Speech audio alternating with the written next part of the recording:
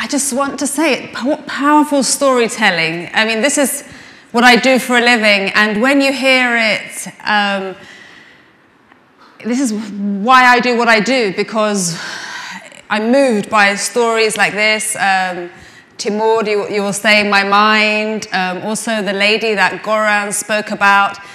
It is just, you know, when you humanize, when you put a big problem and you put a face to it and you speak just human to human, that's how you get through. That's how you're memorable, and that's how I will never forget what was discussed here.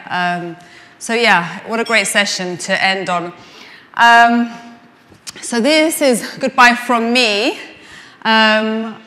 You can watch me on TRT World, wherever you are. We live stream. So yeah, www.trtworld.com or at Twitter, TRT World. I'm really plugging my TV channel here. And we're a new channel, 3 years old, and I'm very proud to be one of the faces, one of the anchors of this new channel. It's a great project.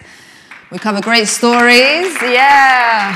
And so, yeah, keep in touch. If you have any stories, let us know. We have a great team of correspondents all over the world tackling great issues all over, and it is really all over the world. It is a truly international television channel, so, you know, get in touch, get in touch. And yeah, I just want to also say one more thing about that storytelling, that why. The last speaker, you know, I can't remember your name, I'm so sorry, I popped out for a minute, but the why is so important. When you have that big why, the how and the rest just come. And when you want to hook us journalists, that's what we want. We want to know why, you know. We need to know why and so what. Why should I care? So always think, that's how, when you want to get to us and put your message across, that's what the two things we care about. And of course, TV are their pictures. So yeah. So that's goodbye from me. I'll wave at you from TRT World, from the TV. And I would like to say thank you very much to the organizers. It's been great. It's been such fun. I've learned a lot, and I'm sure you all have as well. But I do not want to steal the thunder and the goodbye, proper goodbye from our two closing speakers. For the closing remarks, first of all, we're going to have Ben Slay, who is the UNDP Senior Advisor, and I would like to give the floor to you. And then we have another speaker, and then that's it. We are done, sadly. Ben, I'm not going to shake your hand because I've known you now for 2 weeks. I will.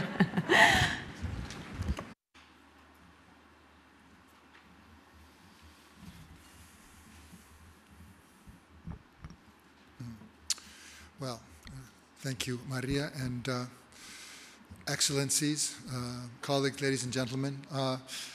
I would really like to speak briefly and say mostly thank you to lots of people, but first and foremost, thank you to you sitting in this room for coming here.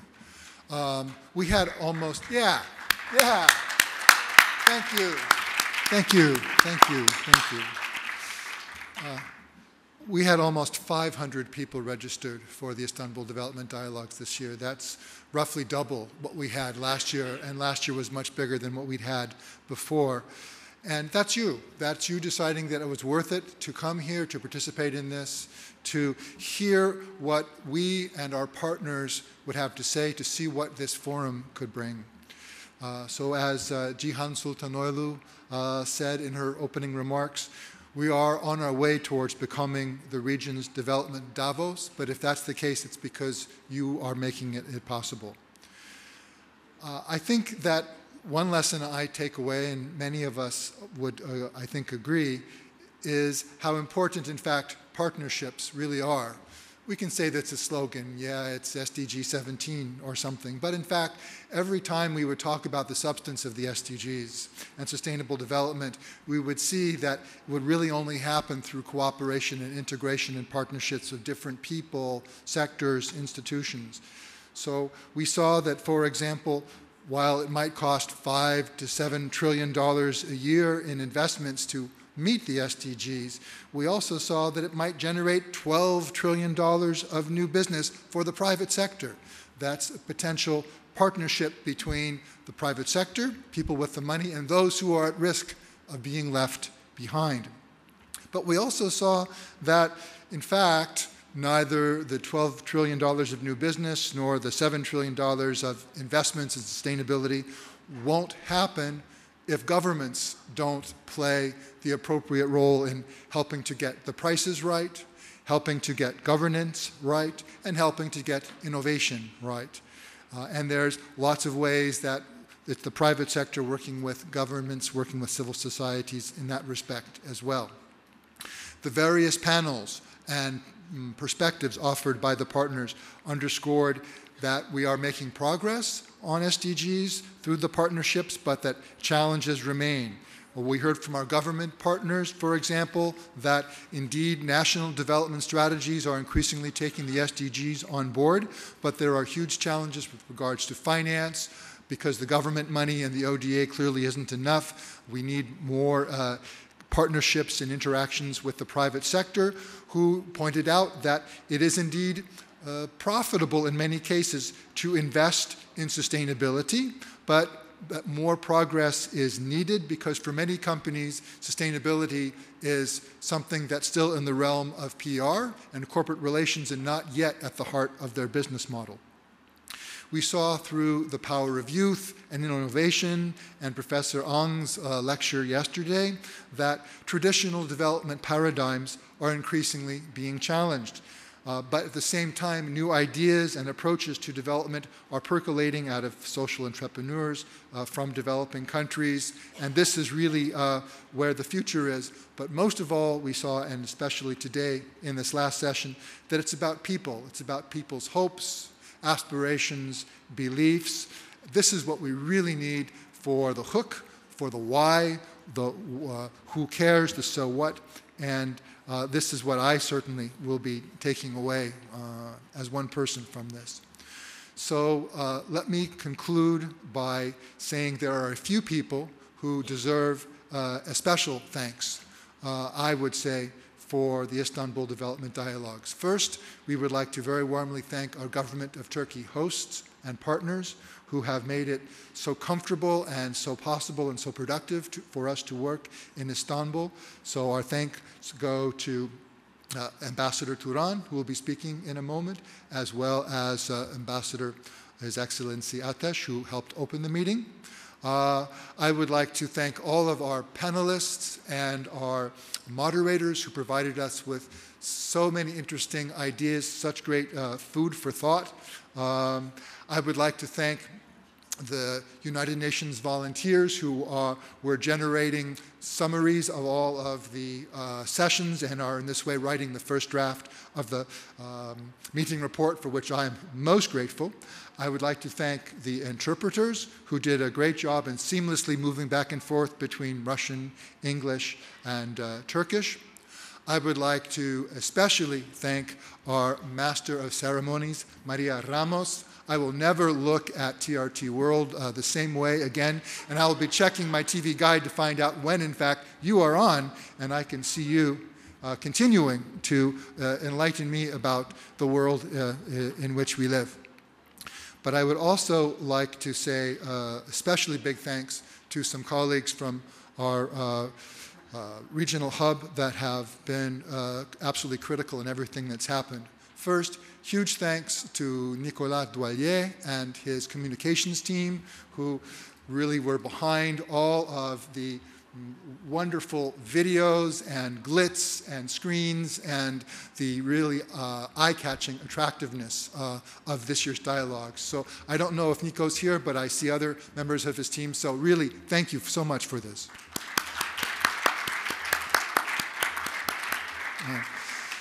This was also a huge logistics effort in which many people from Yekaterina Panlikova's program support unit and Andrei Pogrebniak's operations team played absolutely critical roles in making possible. as well as some other people in the hub. But I would like to thank, in particular, two people that a number of you have had contact with. First, I would like to thank Ms. Asli Hakimolu, who was in touch with you on logistics and making things happen. Asli, can you please stand up so that everyone can see you, who might be hiding behind the wall? Thank you, Asli, for everything that you've done. And I would also like to thank Ilknur Kanbur, who also was communicating with many of you and was telling us always what was happening when. And last but not least, without naming all of the people, I would like to thank our UN partners from other UN agencies who took up the opportunity to work with UNDP on this. And it's really our dialogues, and if the SDGs are to happen, and I really want to do my best to be sure they happen without necessarily saying I'm sure they will. It will only happen if the UN is able to unify and integrate and take advantage of all of the collective skills and resources that we have. So really, thanks to all of you, thanks to us, and we'll look forward to seeing you at next year's Istanbul Development Dialogues. So without further ado, I would now like to pass the floor to His Excellency Ambassador Turan. Thank you very much.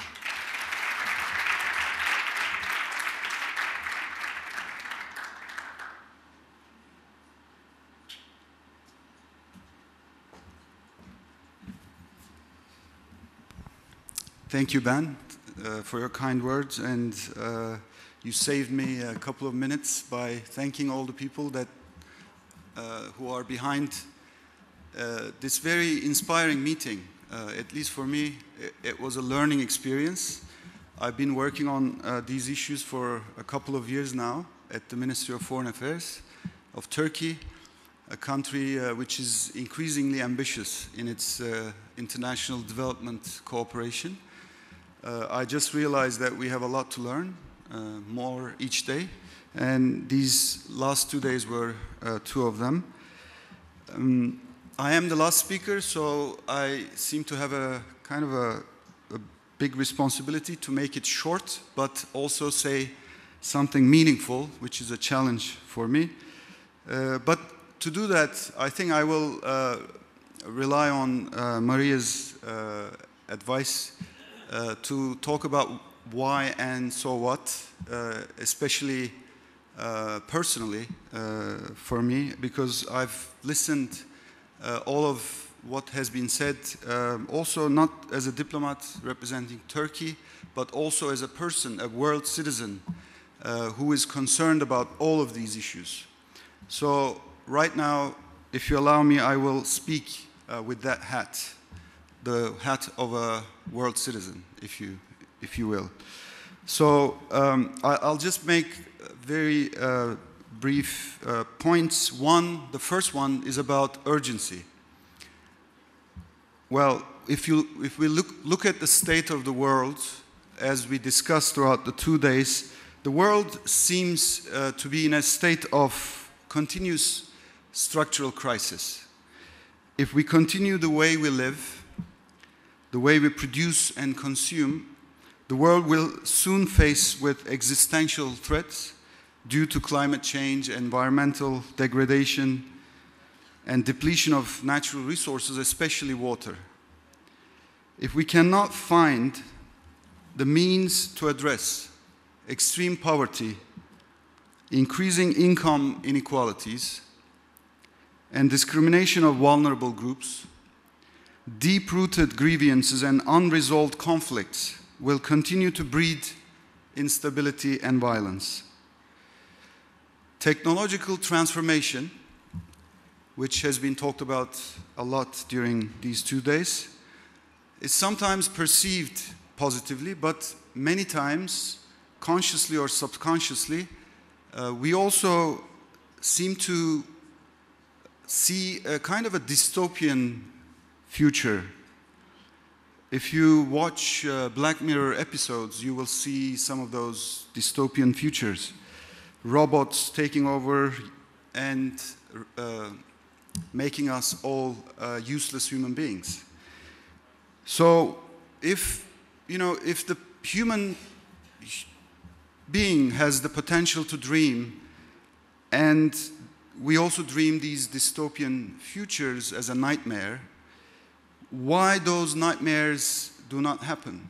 They do not happen because of our capacity to dream also about utopias, also about positive change. And I think the SDGs represent our shared sense of hope, our shared sense of utopia. There were questions, some people were questioning whether we can really achieve SDGs. And I didn't see many hands up when this question was asked. But that doesn't mean really we cannot achieve SDGs. As long as we shift our mindset and the systems in which we live, there is always a possibility. And that possibility is really the driving force behind all of our actions. In addition to all of this really challenging problems that we face, simultaneously there's a shift in our individual and collective consciousness, taking shape towards positive change. Advances in information communications technology and all of these exponential technologies, they connect and empower citizens by expanding opportunities for co-learning, collaboration, co-creation, and joint civic action. Young people especially, they are caring more than ever before for a meaningful purpose in their lives besides their personal well-being.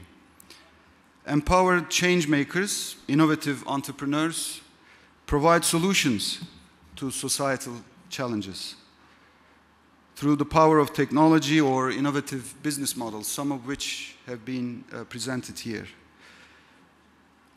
There was a representative of the private sector here earlier today who said, why shouldn't we make problems business opportunities?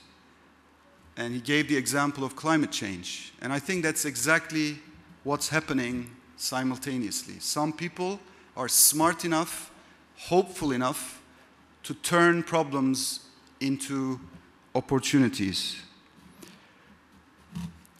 So, purpose plus profits seem to be the future of business, which will transform our societies. Because private sector corporations tap into the potential of these emerging new talents around the world, thus creating the conditions and incentives for further change making. They empower them and create positive social impact. So there was one issue that really struck me during these conversations, which is being repeated over and over again, which is the question of governance. Yes, we are really advancing in technological and economic terms, but our governance structures are not catching up. They are lagging behind to cope with all the challenges that we face. This is not just about local, national politics, but it's also about global politics.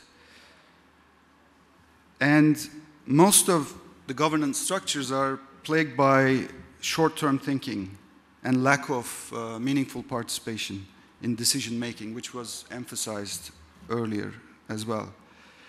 So why don't we also turn the opportunities that are created by the technological, developments to really find solutions for more participatory governance structures. When we do that, we will have a voice of the people. When we have the voice, we will start feeling the empathy towards one another. And when we feel the empathy, we will start trusting. Trusting the other citizens, but also trusting our leaders. So that will bring us to a possibility of collective action more effectively than ever. So if we can do that and collectively imagine a future of this sort, I think we will not only leave no one behind, but also no one will have to leave their homes for a search of a better life and a more decent life, which we all deserve. If we can do that, and I will show you something now, because I believe in the power of art and image. If we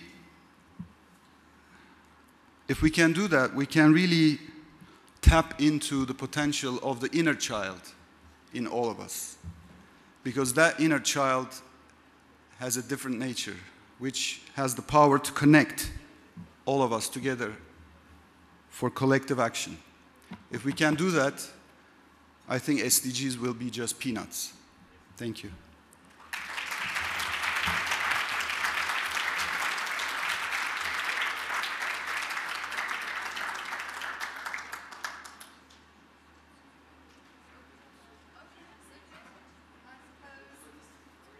Oh yeah, I suppose I better think of something. Guys, we've come to the end. One thing, goodbye. I feel very sad that this is ending. But yes, it's time to go home. I don't think normally people want to run away from conferences, but this seems like not the case. People want to stay. And I think this is a great testimony to everybody that's organized it and everybody that is here. So a big round of applause again to everybody. Thank you so much. It has been such a pleasure to be here with you all. And just one thing, leave the badges in the box. We need to recycle. That's an SDG, I think. Well, one of them, yes, I'm sure. Okay, it's really goodbye now. I feel sad. But anyway, I'll speak to some of you later. And adios, bye-bye.